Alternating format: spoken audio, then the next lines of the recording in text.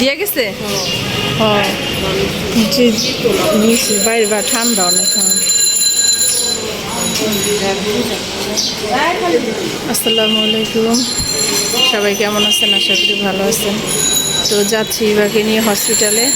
সকালে ঘুম থেকে উঠে রান্না করে তারপর দিয়াকে ঘুম থেকে উঠে নিয়ে আসলাম।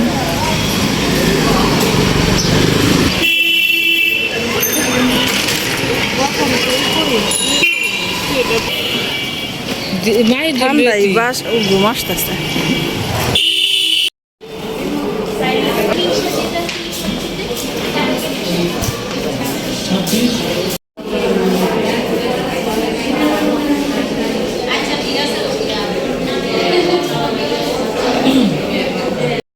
কালকে সিজার করতে আসতে ভর্তি হইলে বলতে পারেন যে মা আসবো না, আবার আমার কাজ আছে আজকে বসে রেখা কালকে সারা রাত রেখা কালকে সকালবেলা সিজার করে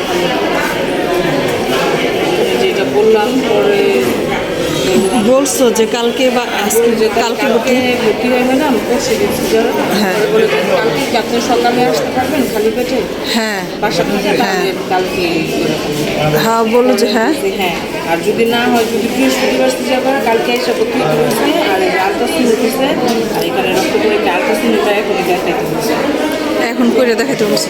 দেখাই চলো ওই এখানে দৌড়াদৌড়ি করতে ভালো লাগে না। আচ্ছা এটা কি ন্যাশনালে আপনার অন্য কোনো না এখানে।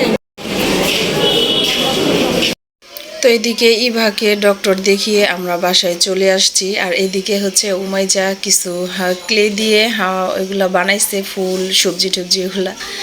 তো খুব সুন্দর লাগছিল, এই জন্য একটু ভিডিও করা হলো। আর ইভাকে হচ্ছে আজকে হসপিটালে ভর্তি করার কথা বলছে। তো আজকে হঠাৎ করে গেছি, আর ডেট ছিল আরও 10 দিন আগে আসার।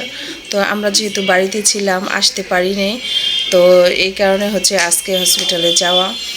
আর যেহেতু আব্বা আম্মা এখন আসেনি, ফোন দেওয়া হয়েছে, তো আব্বা আম্মা চলে আসলে ইনশাল্লাহ আগামীকাল ইভাকে হসপিটালে ভর্তি করাবো। তো সবাই আমার বোনের জন্য দোয়া করবেন, আল্লাহ যেন সহি সালামতে বাবুটা দুনিয়াতে আনে আর ওকে যেন ভালো রাখে, দোয়া করবেন। আল্লাহ হাফেজ।